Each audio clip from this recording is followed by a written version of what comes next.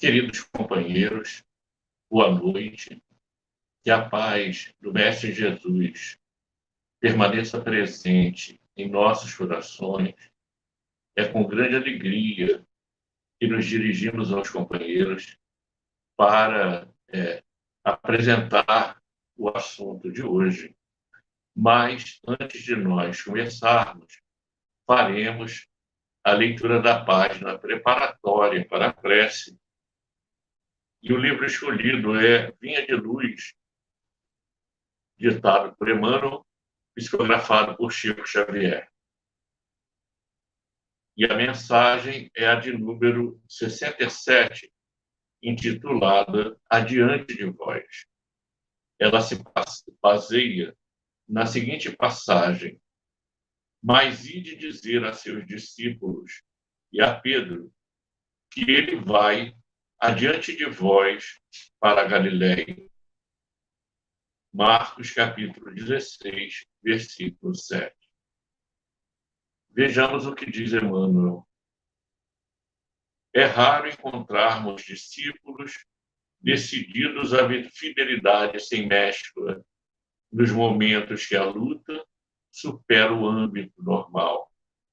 Comumente, em se elevando a experiência para maiores demonstrações de coragem, valor e fé, modifica-se-lhes o ânimo de imediato. Converte-se a segurança em indecisão, a alegria em desalento. Multipliquem-se os obstáculos e surgirá dolorosa incerteza. Os aprendizes, no entanto, não devem olvidar a sublime promessa do princípio, quando o pastor recompunha o rebanho disperso. Quando os companheiros, depois da ressurreição, refletiam no futuro, oscilando entre a dúvida e a perplexidade, eis que o mensageiro do Mestre lhes endereça aviso salutar, assegurando que o Senhor marcharia adiante dos amigos para a Galiléia, onde aguardaria os amados colaboradores, a fim de assentarem as bases profundas do trabalho evangélico no porvir. Não nos cabe esquecer que nas primeiras providências do apostolado divino, Jesus sempre se adiantou aos companheiros nos testemunhos santificantes. E assim acontece invariavelmente no transcurso dos séculos. O Mestre está sempre fazendo o máximo na obra redentora, contando com o esforço dos cooperadores apenas nas particularidades minúsculas do celeste serviço. Não vos entregueis às sombras da indecisão quando permanecerdes sozinhos ou quando o trabalho se agrave na estrada comum. Ide, confiantes e otimistas, às provações salutares ou às tarefas dilacerantes que esperam por nosso concurso e ação. De certo, não seremos quinhoados por facilidades deliciosas, no mundo onde a ignorância ainda estabelece lamentáveis prisões, mas sigamos felizes no encalço das obrigações que nos competem, conscientes de que Jesus, amoroso e previdente, já seguiu adiante de nós. Então, meus irmãos, neste momento, nós vamos nos concentrar, fixando a figura de Jesus em nossa tela mental, rogando a assistência dos amigos espirituais para nos dirigirmos ao Mestre, a fim de agradecer a bênção do conhecimento a certeza da proteção e a esperança de que a nossa luta, de que o enfrentamento dos desafios que a vida nos apresenta se constitui em experiências adquiridas, em realizações. Obrigado, Senhor, por esta oportunidade. Abençoa-nos a todos que caminhamos segundo os teus ensinamentos, na luta que travamos com o homem velho, que representa os nossos desequilíbrios, os nossos conflitos interiores, as nossas dificuldades, para cultivar o campo do espírito e, assim, buscar o aprimoramento espiritual e a aproximação, a harmonização interior com a tua mensagem. Abençoa-nos, Senhor, e inspira-nos a todos, para que as reflexões aqui produzidas possam contribuir para o nosso crescimento. Desta forma, rogamos permissão, a tua permissão, para dar por iniciada a nossa reunião na noite de hoje. Graças a Deus. Bem, meus queridos amigos, hoje nós vamos falar do Carnaval na visão espírita. As festividades coletivas são de todos os tempos, remontam a séculos antes de Cristo. Inicialmente, eram feitas para comemorações sobre a colheita, para agradecimento e adoração aos deuses do universo politeísta, e especialmente o Carnaval, alongando a vista para o passado. Nós vamos verificar lá no século VII a VI a.C., que os gregos já faziam essas festividades coletivas.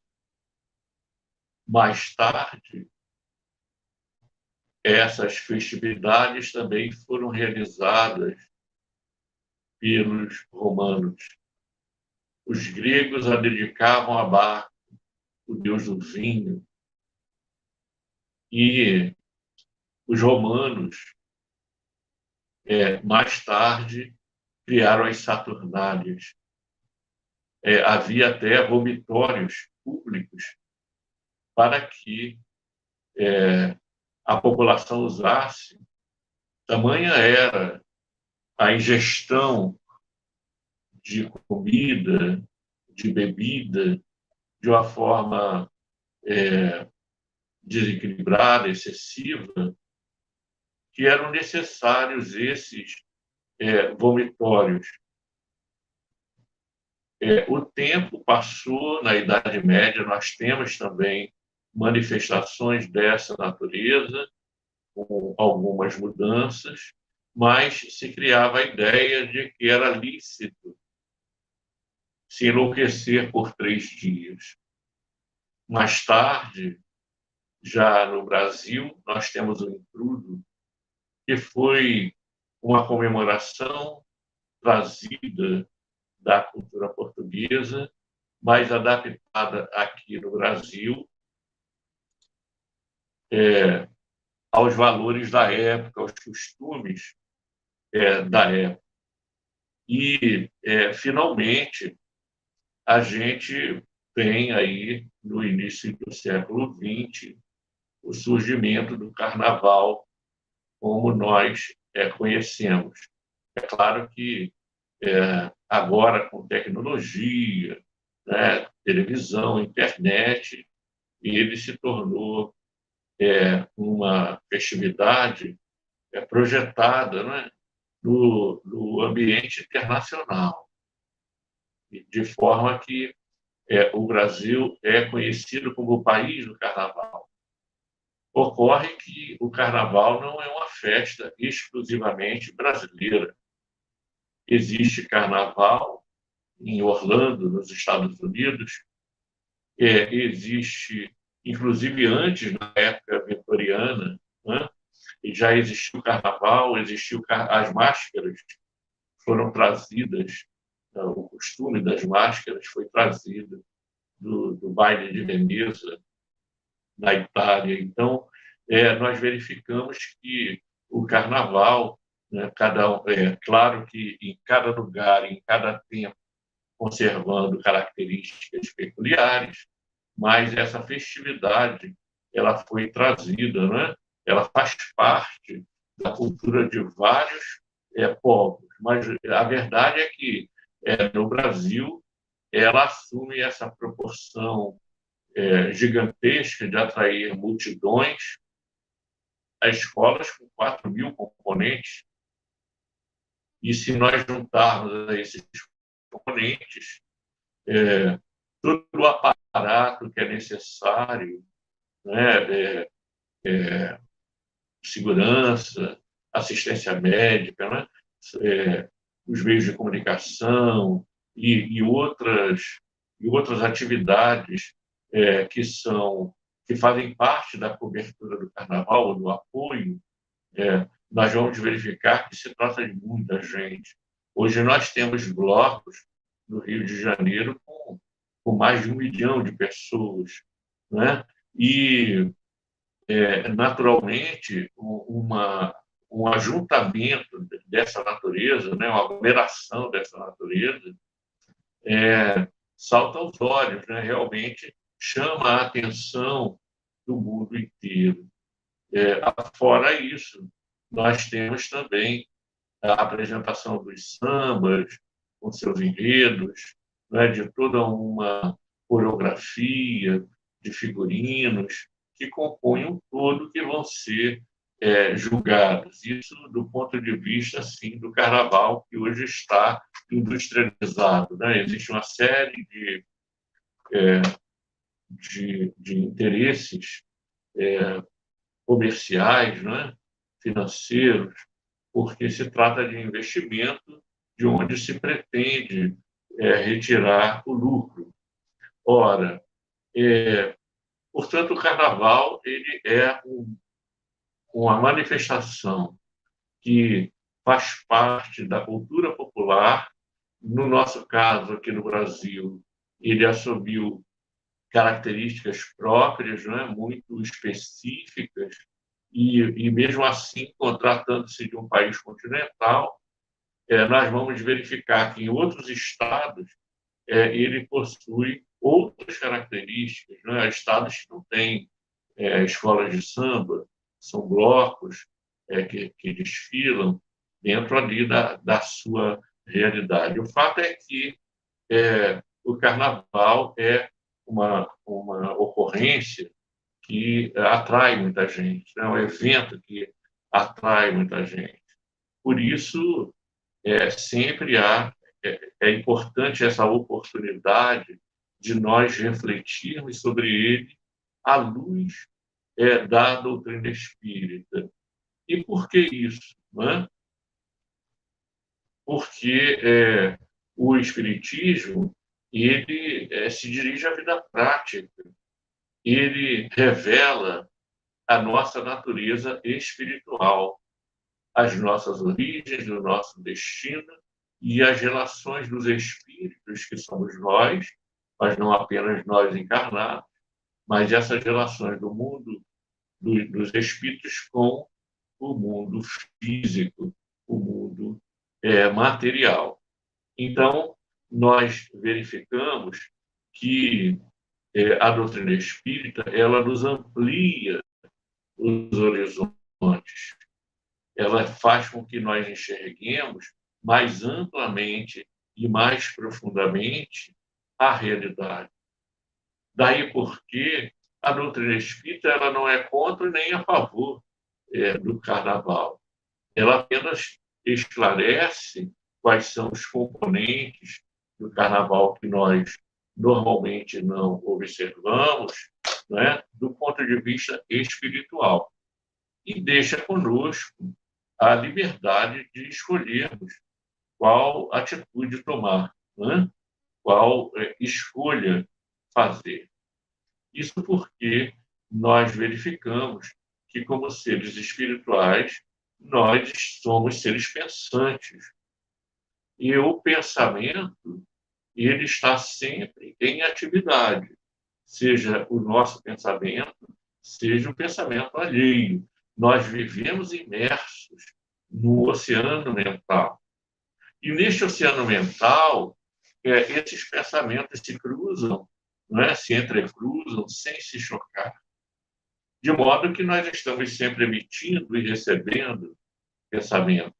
E nós, por afinidade, por sintonia, nós vamos nos aproximando, né? Mesmo que de forma inconsciente, de determinado padrão vibratório.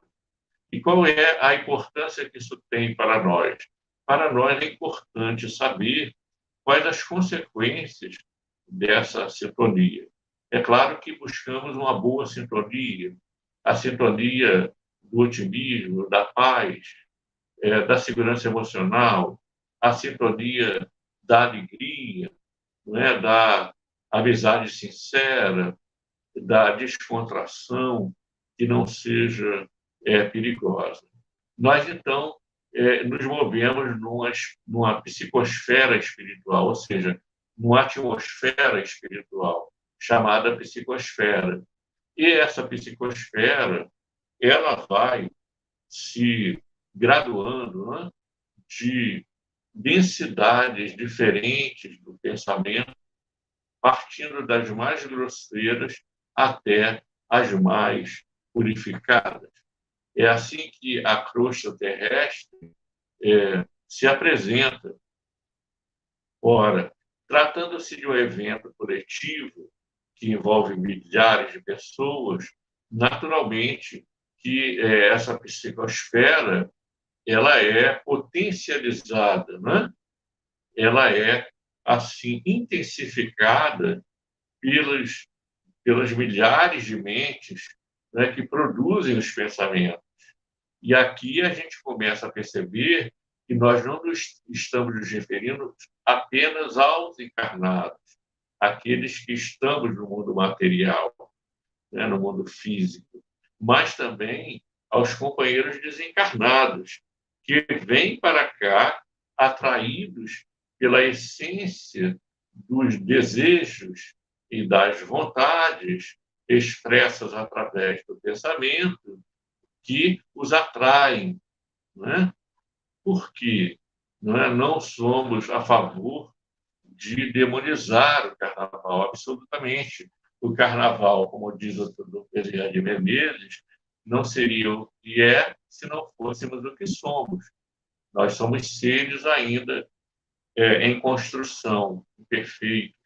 Nós somos seres que não estabelecemos a harmonia íntima de forma definitiva em nós. Possuímos muitos conflitos, em alguns momentos os instintos nos dominam, não é? E nós estamos empreendendo essa grande luta para que este ser do instinto, né, possa educar-se intimamente, educar os seus desejos, educar os seus sentimentos, né, de acordo com as vibrações de paz, de harmonia, né, que os ensinamentos de Jesus nos capacitam, ou nos mostram.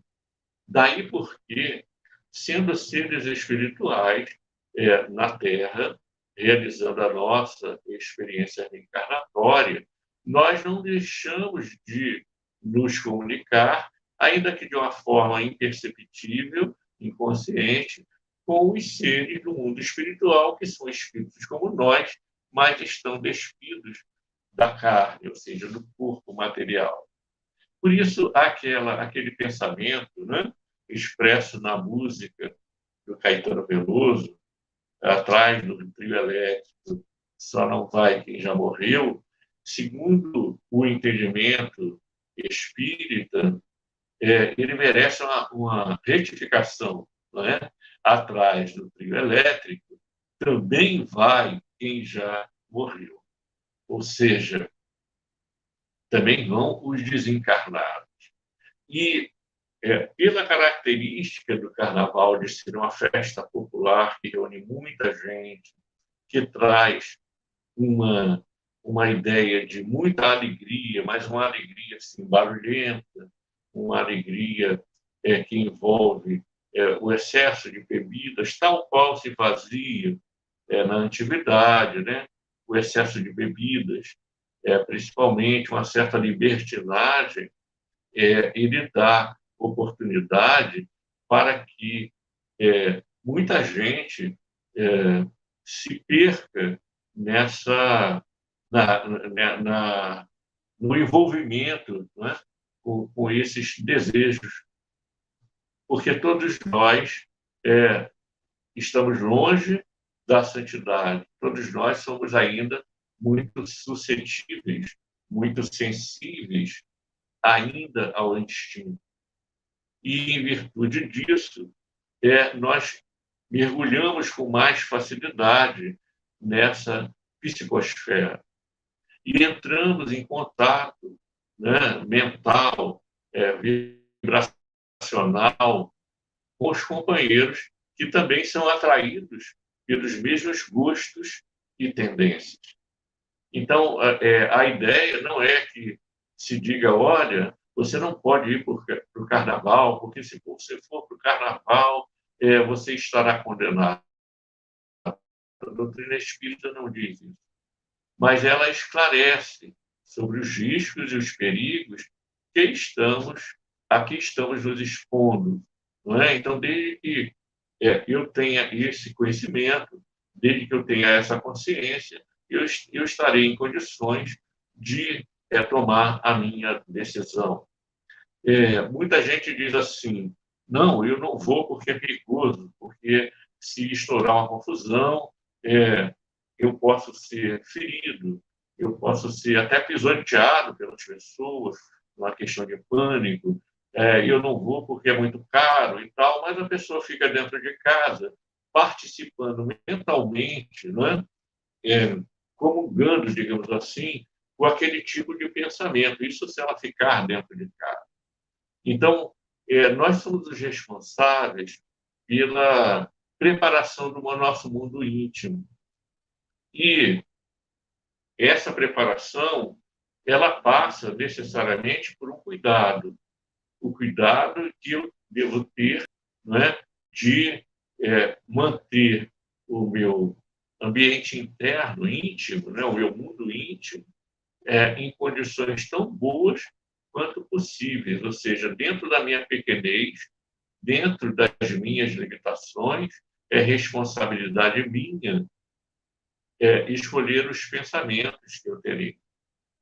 Não é responsabilidade minha cuidar do meu mundo interior. E por quê? Porque a gente observa que, desde as músicas apelativas, passando por máscaras, né, que lembram criaturas grosseiras, máscaras assim que tendem a infundir medo nas pessoas, né, coisas assim aberrantes, né, aberrantes, nós vamos verificando que toda aquela atmosfera ela traz, né, um conteúdo pesado para nós.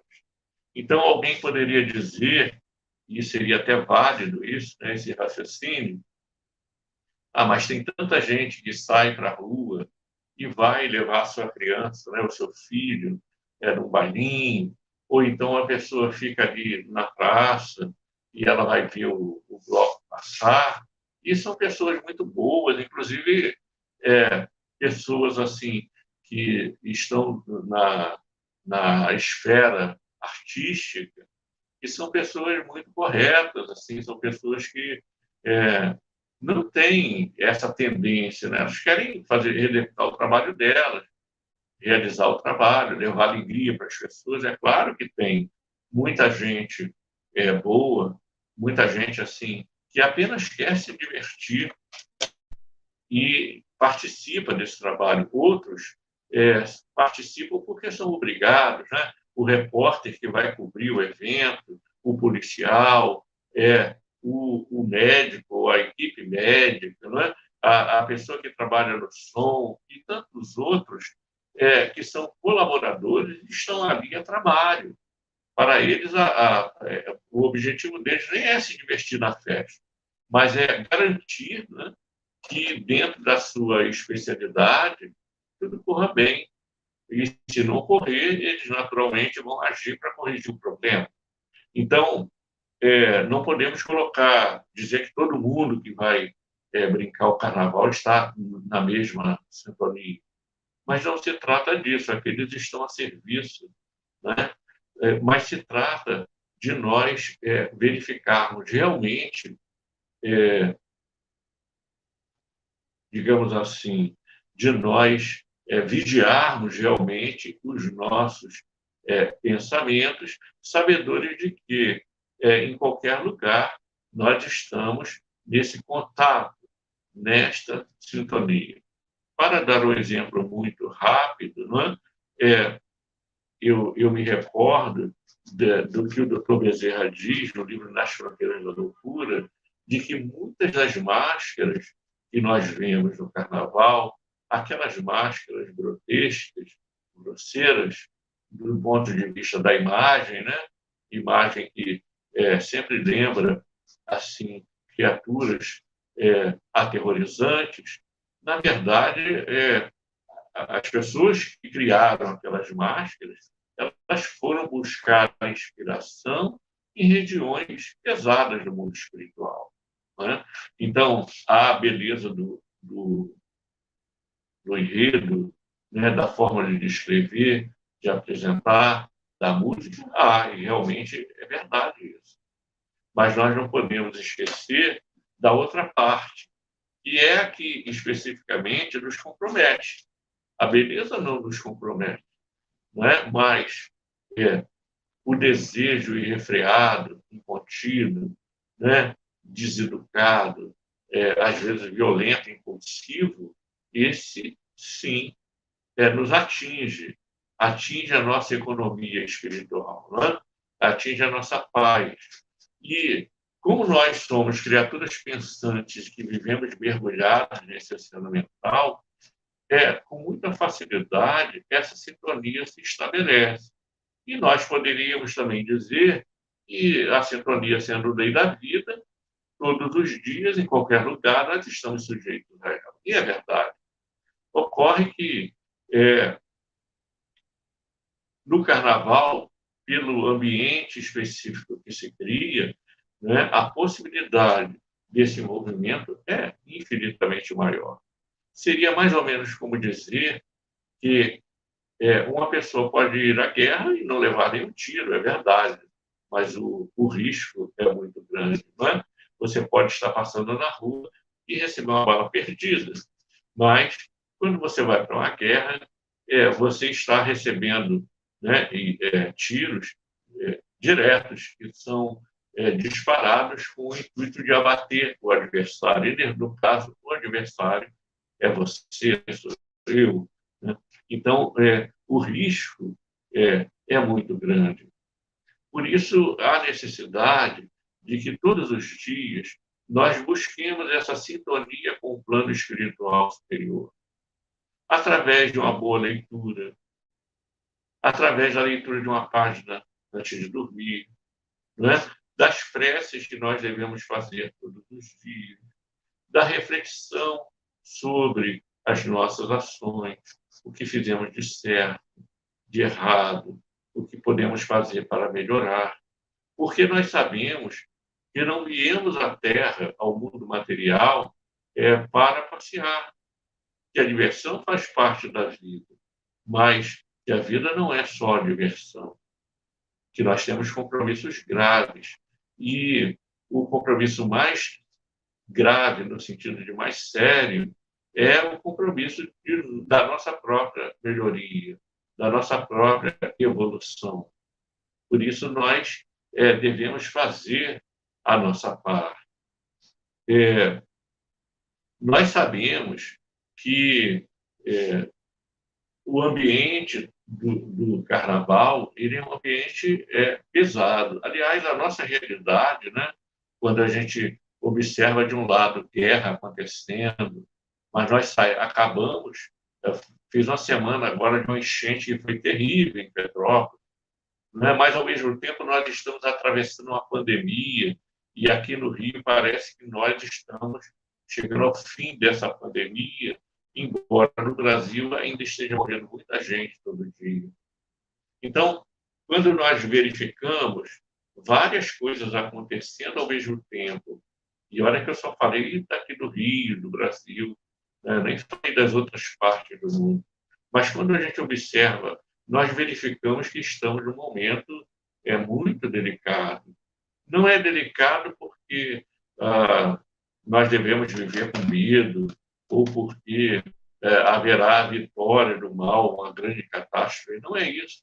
Porque nós sabemos que no plano evolutivo existem, não é, etapas que são decisivas, em que o progresso se acelera. Mas nós sabemos também que nós não caminharemos sem esforço. Nós não vamos evoluir, não vamos nos transformar simplesmente esperando o tempo passar. Nós precisamos, sim, fazer um esforço para que todos os dias o que nós sentimos, o que nós falamos e o que nós fazemos esteja em sintonia. O Gandhi costumava dizer que felicidade é justamente isso, quando o que nós pensamos, falamos e sentimos está em sintonia, né? Então, se estiver em sintonia, nós estaremos bem. Ora, então estamos tratando da nossa saúde interior, da nossa paz, estamos tratando daquilo que realmente nos interessa. Então, no carnaval, se você vai ficar em casa, leia um bom livro, leia um livro que acrescente conhecimento, reflexão. Outras pessoas preferem viajar para se afastar do tumulto, né? O que também é válido. Mas não esqueça que todos os dias nós precisamos estabelecer esse contato com a espiritualidade superior. E não apenas estabelecer, nós precisamos zelar para que ele permaneça e se faça mais intenso. Iremos errar muito diariamente, porque ainda somos espíritos imperfeitos. Mas já sabemos que somos seres imortais. Já sabemos que caminhamos para a perfeição. Já sabemos que a velocidade dessa caminhada depende do nosso esforço pessoal. Já sabemos que ninguém é responsável pelo nosso progresso a não ser nós mesmos. Já sabemos que não viemos à Terra para passear. Viemos realizar a nossa tarefa. Então, sem falso puritanismo, não é? Sem nos acharmos melhores do que ninguém, nem buscar a angelitude que nós estamos longe de conseguir, de alcançar, nem também a atitude excessivamente permissiva, aquela que leva a tolerância ao extremo, a ponto de dizer, mas o que tem de mais, não é? Não tem nada demais, porque muitas vezes a gente não tem nem noção dos riscos que está correndo, né? Então, é, é claro que isso não faz com que nós condenemos ou julguemos as pessoas ou nos achemos melhores porque alguém foi brincar o carnaval. Porque nós também, em outras horas, já fomos brincar, não é? Mas nós agora temos um conhecimento. E o que fazer com esse conhecimento? Não é? Fingir que ele não existe, fingir que nós não sabemos o que sabemos, fingir que não existe a realidade espiritual. Né? Nesse livro, Nas Fronteiras da Loucura, o doutor Bezerra, né, narrado por Manuel Filomeno, mas o doutor Bezerra conta um fato, né, de uma competição de fantasia em que os indivíduos que lá estavam se preparando para o desfile, haveria um julgamento, e esses indivíduos eles cultivavam muito a vaidade, né? A rivalidade, a necessidade de brilhar mais do que o outro. Existia ali um personalismo muito grande. Então, é narrado no livro que é, alguns indivíduos eles eram exatamente a personalidade que eles representavam ali, ou seja, ah, traziam a fantasia de algum rei ou rainha, de alguma figura importante da antiguidade, e eram eles mesmos que haviam retornado, né, porque faliram, né, nessas reencarnações anteriores, e haviam retornado, e agora eles apresentavam, né, apresentavam-se fantasiados daquelas personalidades que vivenciaram em outras existências físicas, em outras reencarnações.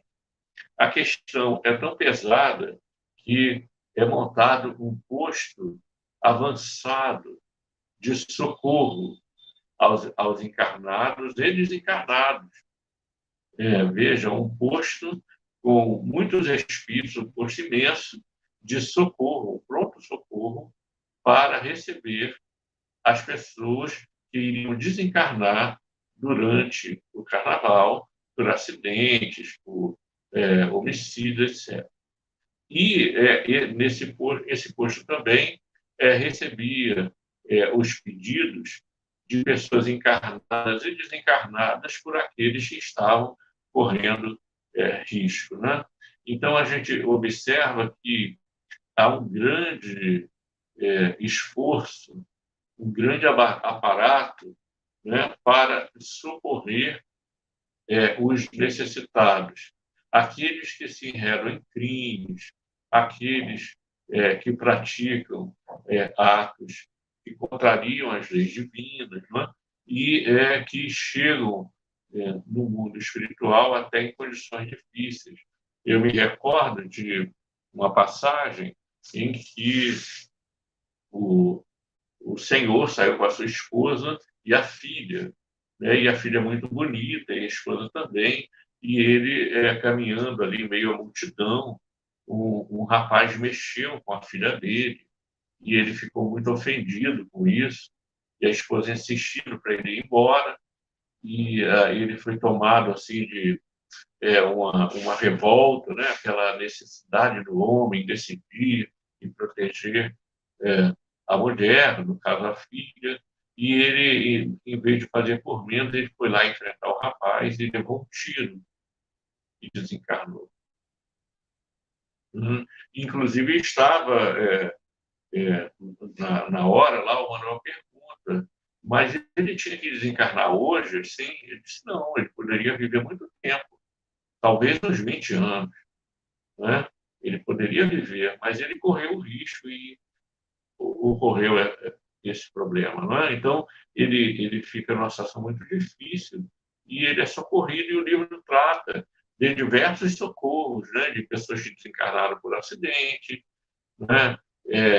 Desse rapaz que foi assassinado, e de outros tantos que estão, digamos assim, são levados ao pronto-socorro espiritual para é, serem socorridos, né? Estupros, abortos, etc. Coisas assim que são obsessões, coisas que são decorrentes, né, desse período em que a psicosfera se faz muito pesada, né? Muito propícia pela especificidade dos interesses que estão em jogo, muito propícia a esse tipo de situação. E eu trouxe aqui uma frase de Kardec, escrita na Revista Espírita de outubro de 1869, em que ele diz assim: os verdadeiros espíritas têm satisfação nas alegrias do coração e não nos prazeres barulhentos. Alguém já disse uma vez que o bem não faz barulho e o barulho não faz bem. Então, precisamos pensar nisso, né? Precisamos pensar no que é a alegria. Será que a alegria é uma coisa ruidosa? Né? Será que a alegria é beber muito, se expor a determinadas situações, porque afinal é carnaval, não é? A gente diz que põe a máscara, mas na verdade muita gente tira a máscara. Será que isso vai nos conduzir a uma situação melhor? Ou simplesmente nós vamos viver como aquela pessoa que, quando põe o pé para fora da instituição espírita, é como se ela desligasse a tomada, né? Ou seja, ela agora vale tudo, ela não é mais aquela pessoa que ela é quando está dentro da instituição. Nós precisamos pensar nisso com muito carinho, porque se trata da nossa felicidade, daquilo que nós buscamos. Então, sem julgamentos, né, nós precisamos entender realmente o que verdadeiramente nos interessa, o que verdadeiramente é bom para nós. Eu vou terminar com um versinho de Maria Dolores, intitulado Aparência, em que ela diz assim, e isso vai servir para a nossa reflexão. Não julgues nem recrimines irmãos que vês em festança, às vezes quem ginga e dança, no auge da exaltação, tem no peito atormentado um vaso de fogo lento, argila de sofrimento em forma de coração. Esse homem que se agita em gestos de embriagado é o marido abandonado pela esposa que não o quer. Possui filhinhos chorosos, rogando a materna estima, é um palhaço que lastima a deserção da mulher. Aquela moça que passa, gingando descontraída, é quase pobre suicida pelas angústias que traz. Quis ser livre sem trabalho, mas correu e caiu fundo nos desencantos do mundo, entre os quais sofre sem paz. Outro transporta consigo amarga doença oculta. Em outra, o que mais avulta é a roupagem de esplendor. No entanto, o que mais sente, nas explosões de alegria, é a solidão que irradia a triste fome de amor. Nunca reproves, respeita.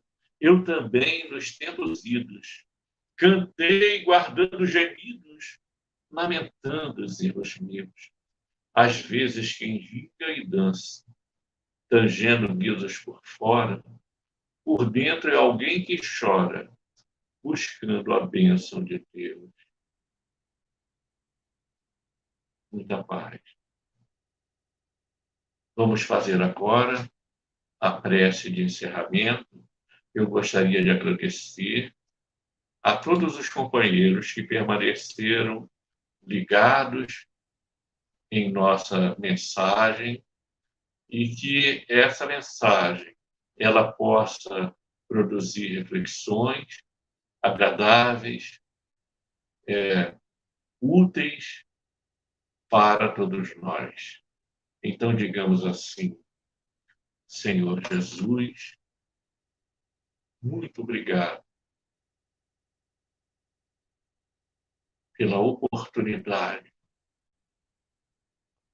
de não apenas refletir, mas também de buscar a tua presença entre nós, de sentir as vibrações de carinho e de paz, de saúde e segurança emocional, através desse contato, que não é só mental, que não é só de ideias, mas também é de sentimento,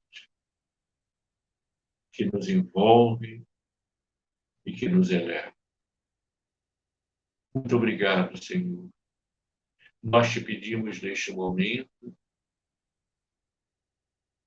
pelos companheiros que são vítimas da violência, desde a violência da guerra, que produz a dor e o medo, à violência doméstica e anônima. Abençoa, Senhor, a esses irmãos de humanidade que atravessam tais provações. Abençoa os que se encontram enfermos, seja o enfermo do vírus da Covid, seja o enfermo de outras doenças graves, aqueles que se encontram num processo para desencarnar. Abençoe seus familiares, para que tenham coragem e resignação neste momento delicado. Abençoa, Senhor, aqueles que moram nas ruas, outros tantos que estão desempregados, outros que não se sentem compreendidos, outros que estão em depressão. Abençoa todos, Senhor, com a tua bondade infinita. Envolve esta humanidade com o teu amor profundo que inspira a esperança e a resignação dos corações. Senhor, finalmente te pedimos permissão para dar por encerrada a reunião desta noite. Muito obrigado, meus amigos. Que Deus abençoe a